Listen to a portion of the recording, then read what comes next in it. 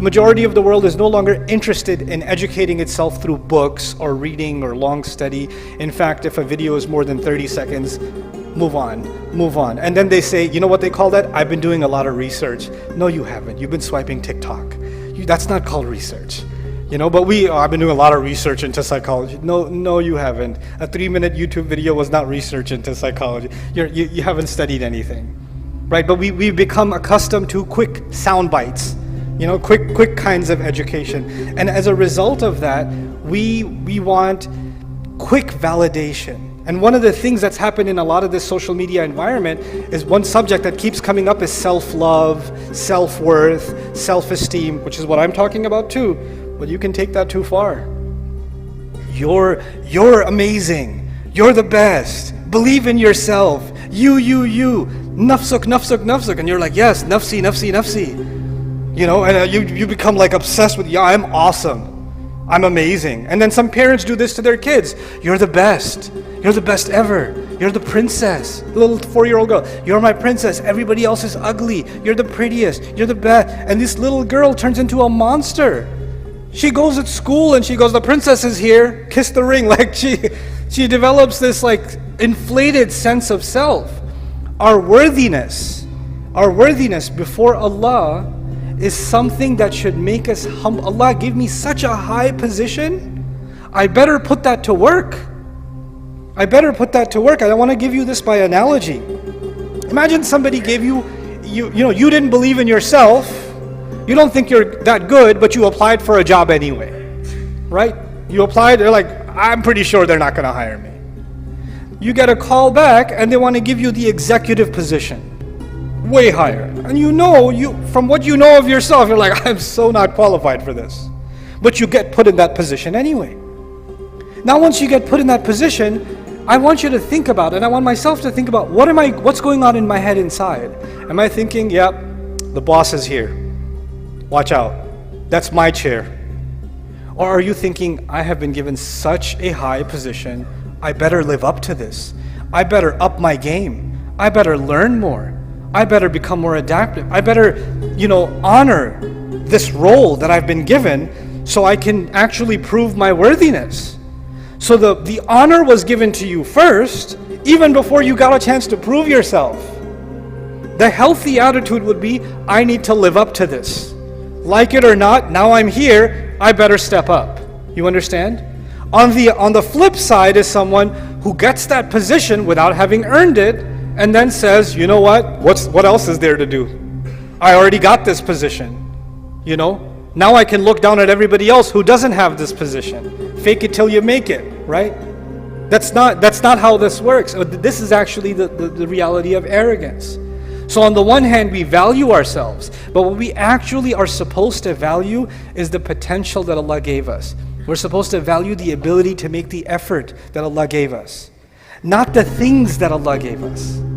The things that Allah gave us, He can give to anybody else. And these things will come and they will go. But the only thing of value before Allah and before ourselves should actually be just our efforts. وَأَن لَيْسَ لِلْإِنسَانِ إِلَّا مَا سَعَى. Human beings will have nothing of worth on Judgment Day except the efforts that they made. That's it. That's all that's going to matter. So what's this balance between confidence and humility that has to be struck? Because too much self-worth will turn into arrogance. And too much humility, then you start thinking, I'm nothing, I'm nobody. I'll give you an example of this that I saw in the Islamic space. I was at a university many years ago.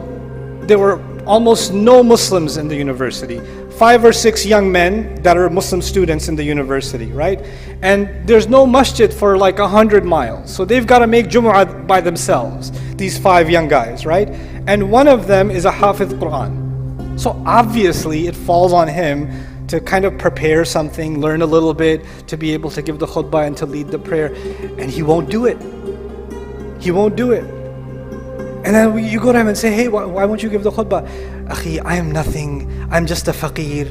I know my worthlessness before Allah. How can I stand on the mimbar of Rasulullah sallallahu alaihi wasallam? Because I know that I'm not even worth the dirt of the feet of the ulama that are here. And he starts giving you this whole humility talk about how, no, I'm nothing, I'm worthless, I'm useless. And I tell him, I know you're useless, but still, the thing is, if you don't do it, this guy is going to lead the prayer in English. He's going to say, oh, God is great. And then he's going to, that's what he's going to. So you know what? You kind of have to step up, bro. You got to step up. You've been put in a certain position.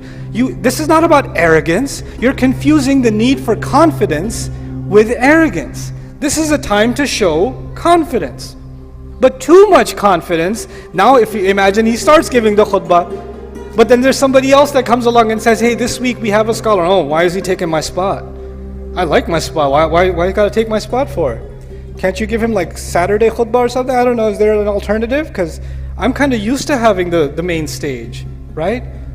So now there's arrogance. So there's this balance between confidence and humility that has to be struck. And that's what Allah Azza wa Jal defined as one of the most amazing qualities that human beings have, that Allah gave inside of us. There's this spiritual and there's this material. There's this confidence and there's this humility, and they both coexist. There's taswiyah all the time. And it's remarkable, right, that on the one hand Allah mentioned dirt, and on the other hand Allah mentioned the ruh, the two opposites, and in between them He mentioned balance. فَإِذَا سَوَيْتُهُ وَنَفَخْتُ فِيهِ مِنْ رُوحِي. SubhanAllah.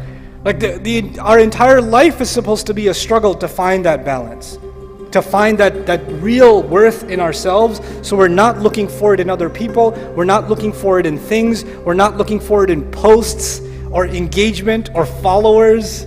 We're not looking for worth in the clothes we're wearing. We're looking for worth in what we give to Allah Azza wa Jalla. And if you're an old gentleman or you're retired and you feel like you have nothing to offer the world, stop thinking this way. Every one of us will be a learner until the day we die. There's no age where you should stop learning. And the more you're learning, the more you're enriching yourself. And the more you enrich yourself, naturally the world around you gets enriched. There's more wisdom you can offer. There's more you can give. Somebody, and this is the last thing I'll share with you, a gentleman who passed away recently that I knew about, an elderly gentleman who had retired many years ago, and he was just living at home, and he spent his entire day just studying and learning and studying and learning. And when he passed away, his children, because he hadn't had a job, so if you look at it from a material point of view, he was kind of a financial burden on the family, trips to the hospital all the time, and what are we going to do with him? Who's going to take care of him?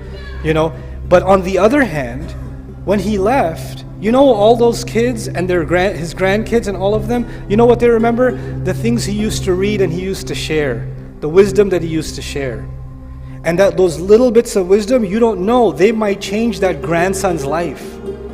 There may be a time where, just like Allah describes Yusuf alayhi salam, لَوْلَا أَرَّأَى بُرْهَانَ رَبِّهِ. Yusuf alayhi salam heard some bits of good counsel from his father Yaqub when he was little, and so many years of his life he held on to Islam. The only tarbiyah he had were some words of wisdom he heard from his father years ago, right? So no goodness is worthless. No good effort is worthless. No human being is worthless. Find value in yourself that Allah has already given you. May Allah Azza wa Jalla allow us to value ourselves, see our worth, and not allow shaitan to make me and you see ourselves as someone worthless or unworthy or someone who should be stepped on or should be punished. We should stop doing that self-hatred, and may Allah allow that self-value